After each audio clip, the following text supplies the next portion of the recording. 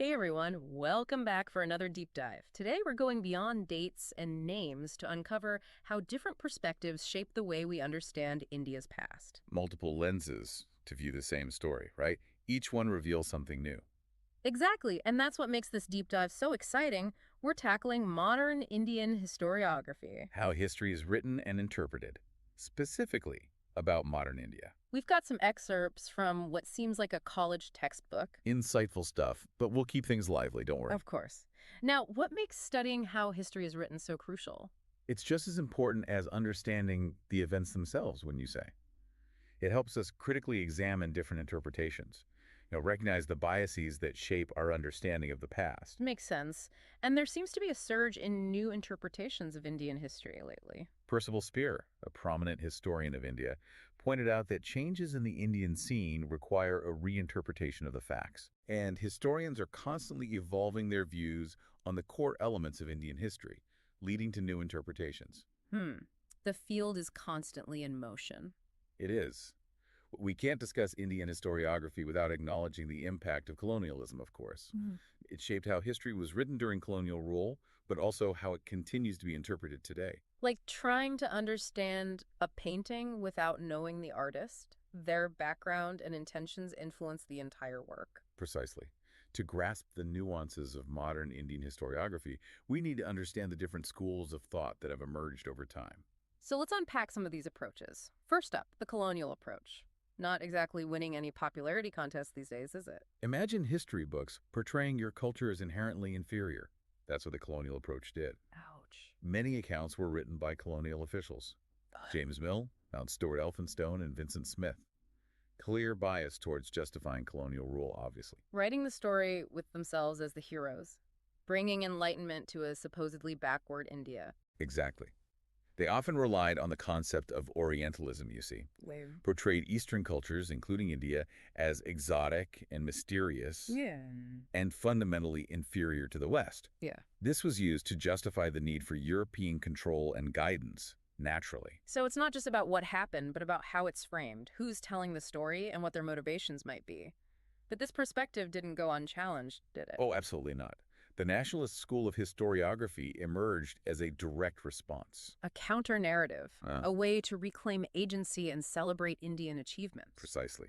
Before India gained independence in 1947, nationalist historians focused on ancient and medieval periods. Showcasing a rich and glorious past. To counter the colonial portrayal of a backward civilization. It's like reaching back into history to find strength and inspiration for the present. Exactly. After independence, figures like R.C. Majumdar and Tara Chand were key in constructing a historiography that celebrated India's achievements and highlighted the agency of the Indian people in resisting colonial rule. They wanted to present a narrative that instilled national pride and unity. So history becomes a battleground of ideas, a way to shape not just our understanding of the past, but also our sense of identity in the present. But as with any story, there are always multiple sides, right? Right. Enter the Marxist perspective, which brought a whole new lens to interpreting Indian history. Instead of political events or cultural achievements, they focus on economic forces. Exactly. Marxist historians view history through the lens of economic power dynamics and class struggle. They're interested in how colonialism impacted the economic structures of Indian society. Leading to inequalities and exploitation. Yes. Two groundbreaking works that brought this approach to the forefront were Rajneepal Dutt's India Today and A.R. Desai's Social Background of Indian Nationalism. Published when? Thus, India Today was published in 1940 and Desai's book in 1948. Challenging the dominant narratives of the time. Yes. But even within Marxist historiography, there were internal debates and disagreements. For example, Sumit Sarkar critiqued R.P. Dutt's interpretation. How so? He argued that it oversimplified the role of the Indian bourgeoisie in the national movement. So even within a specific school of thought, there are nuances and competing interpretations. It highlights the dynamism and complexity of historical analysis. Let's move on to an approach that I find particularly fascinating. The subaltern perspective. Now, this one really flips the script. It does. The subaltern approach, spearheaded by Ranajit Guha in the 1980s, challenges the traditional top-down narratives of history. Giving a voice to those who have been silenced and marginalized. The subaltern groups. Exactly. Think peasants, laborers, women, lower castes. The subaltern perspective wants to recover their experiences and understand how they navigated colonial rule and the struggle for independence. Saying, hey, history isn't just about the big players, it's about the everyday struggles and triumphs of those who have been relegated to the footnotes. That's a great way to put it. And they challenge the idea of unified Indian people struggling against colonialism. In what way? They argue that the real struggle was often between the elite, both Indian and British, and the subaltern groups who were exploited by both. It adds a whole new layer of complexity to our understanding of colonial India. It does. And it opens up a whole new world of historical inquiry, focusing on the voices and experiences that have been silenced for far too long. I'm starting to see how each of these approaches offers a unique window into the past.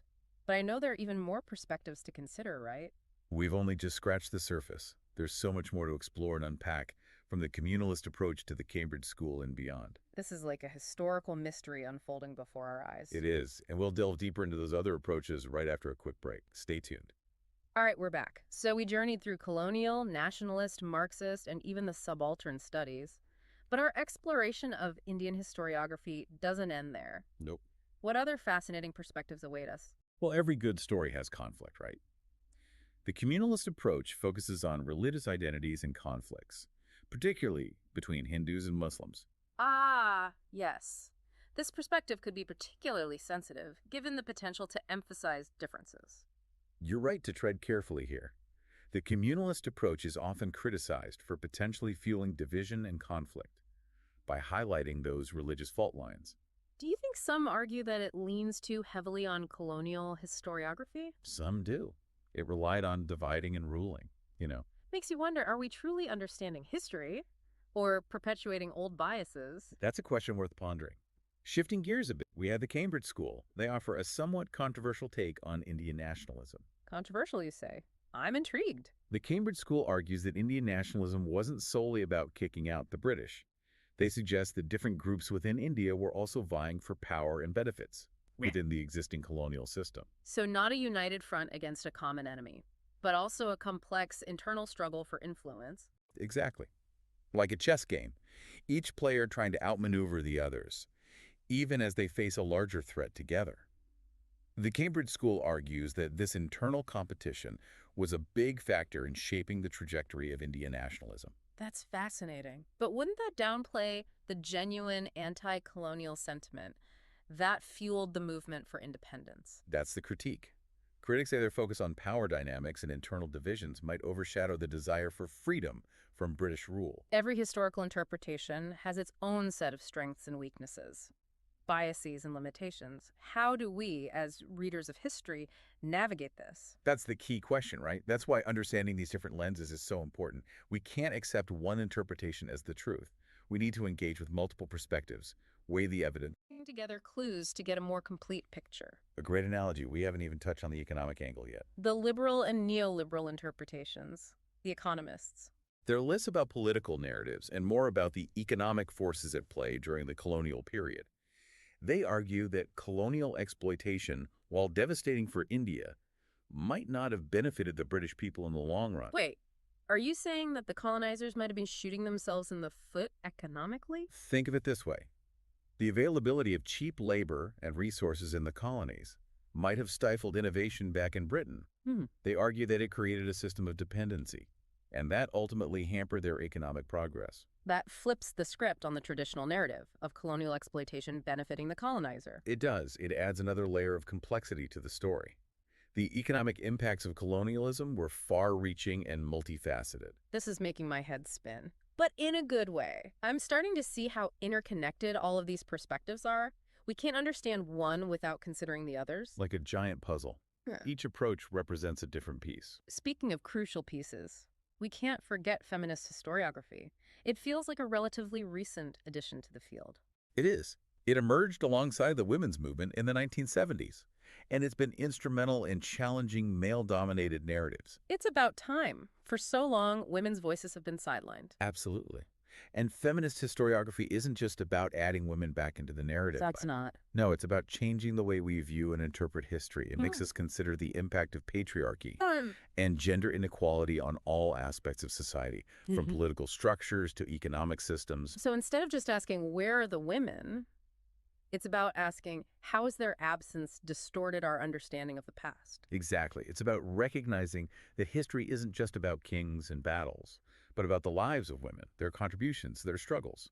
Early works like Pandita Ramabai's The High Caste Hindu Woman from 1887 and Catherine Mayo's Mother India in 1927 brought attention to these issues. It's incredible how much our understanding of history has evolved as new voices have emerged. We've come a long way from those colonial accounts. We have. That's what makes studying history so exciting. It's not about memorizing dates and names. It's about constantly questioning, challenging our understanding of the past. Like history is a living, breathing entity that is constantly evolving. Exactly. By embracing this multiplicity of perspectives, we become more informed, more critical, more engaged citizens of the world. With all these approaches swirling around in my head, I'm wondering, what's the key takeaway for our listener? I think the most important thing is understanding these various lenses through which we can view history. We become more informed and discerning. We learn to question, consider multiple perspectives, and recognize biases. It's like we've been given a toolkit to deconstruct the stories we're told and build our own more nuanced understanding of the past. Absolutely. And these tools aren't just useful for understanding history, they help us think critically about the world around us. Yeah. Analyze current events with a more nuanced perspective. It's easy to get lost with all these approaches and their complexities, but I think the important thing is to remember there is no single correct way to view history. I couldn't agree more. Embracing this multiplicity of perspectives is what makes studying history so enriching. It's like we've gone from a flat, two-dimensional image to a vibrant, multi-layered tapestry, full of texture and depth. It is. And just as there are multiple threads woven into a tapestry, there are countless stories waiting to be uncovered, countless perspectives to be explored. Yeah, it's like we've been handed a decoder ring. We can see through the surface and uncover the hidden meanings, the motivations behind the stories we're told. A brilliant way to put it. With this new understanding, we can engage in more meaningful conversations, bridge divides, and contribute to a more just future. Amazing to think that something as academic as historiography can have such real-world implications. It's a testament to the power of perspective, wouldn't you say? History isn't just about the past. It's about understanding the present and shaping the future. So true. Now, for our listener out there, think about all these different approaches to Indian history. Each one offers a unique lens. Which one resonated with you the most? And why? Was it the Marxist approach? The emphasis on economic forces? Or maybe the subaltern perspective and its focus on marginalized voices? Or the way feminist historiography challenges those traditional power structures? Think about it. How might these perspectives help us understand current events in India, or even in your own community? Are there parallels between the struggles of the past and the challenges we face today? It's all about those connections, the threads between history and the present. That's how we learn from the past. And create a more informed future. We've covered a lot of ground today. Hopefully our deep dive has sparked your curiosity about Indian history. And the many ways it can be interpreted. Always more to learn, more perspectives to consider, more stories to uncover. So keep questioning, keep exploring, keep diving deeper into this fascinating world. Happy exploring, everyone!